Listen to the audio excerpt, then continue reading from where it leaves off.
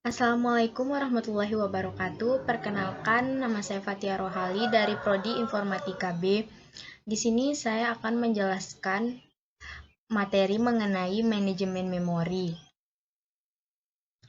Yang pertama, di sini ada konsep dasarnya, di mana memori adalah pusat dari operasi pada sistem komputer modern yang berfungsi sebagai tempat penyimpanan informasi yang harus diatur dan dijaga sebaik-baiknya. Kemudian memori juga merupakan array besar dari word atau bit yang disebut alamat. CPU mengambil instruksi dari memori berdasarkan nilai dari program counter.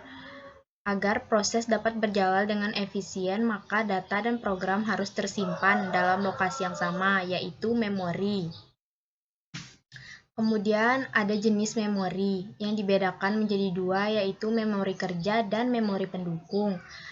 Memori kerja tugasnya yaitu untuk menampung pekerjaan pada saat sebelum dan sesudah dilaksanakan oleh prosesor. Contohnya yaitu ROM, ROM, EPROM, RAM, dan lain-lain.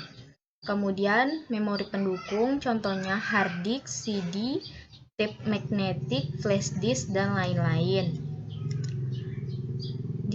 Memori utama harus diatur atau dikelola sebaik mungkin. Fungsinya untuk melacak bagian memori yang digunakan dan tidak digunakan untuk mengalokasi proses, kemudian membebaskan memori untuk digunakan kembali ketika tidak lagi diperlukan, menjaga alokasi ruangan memori bagi proses, meningkatkan utilitas CPU, data dan instruksi dapat diakses dengan cepat oleh CPU, transfer data dari ke memori utama dari CPU dapat lebih efisien, tercapai efisien dalam pemakaian memori yang terbatas, dan mengelola swapping atau pegging antar memori utama dan disk. Kemudian di sini ada ruang alamat. Jika user program bisa mengakses setiap bit memori secara bebas, bisa timbul masalah. Yang pertama yaitu bisa secara sengaja atau tidak sengaja membuat sistem crash, kemudian menyulitkan multiprogramming. Di sini juga perlu melakukan sesuatu atau ruang alamat, di mana ruang alamat adalah sekumpulan alamat yang bisa dipakai suatu proses untuk pengalamatan memori. Setiap proses diberikan ruang alamat masing-masing. Bagaimana agar alamat N pada proses A tidak sama dengan alamat N pada proses B. Masalah utama multiprogramming yaitu proteksi dan relokasi. Kemudian solusi sederhananya adalah dengan relokasi dinamis. Tersedia dua register khusus, yang pertama register base dan limit, untuk menjamin agar ruang alamat setiap proses dipetakan ke alamat fisik yang berbeda.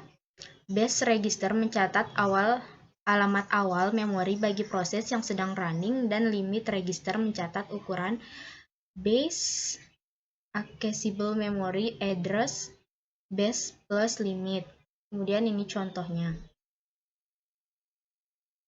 Address binding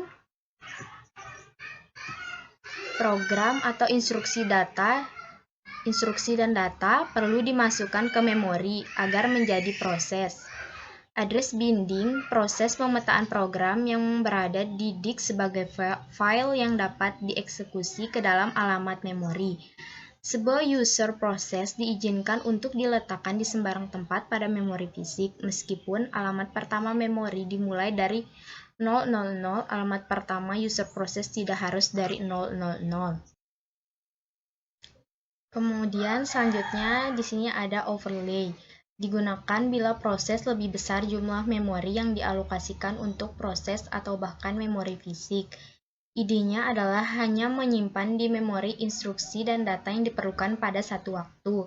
Jika ada instruksi lain yang diperlukan, maka instruksi tersebut dimasukkan ke dalam memori menggantikan instruksi yang tidak digunakan lagi. Perlunya mengatur ukuran overlay supaya tidak berbeda jauh antar sebuah overlay dengan overlay lainnya. Kemudian ini contohnya. Selanjutnya ada swapping, di mana sebuah proses harus berada di memori untuk dieksekusi. proses dapat dialihkan sementara keluar dari memori ke backing store dan kemudian dibawa kembali ke memori untuk melanjutkan eksekusinya atau swapping.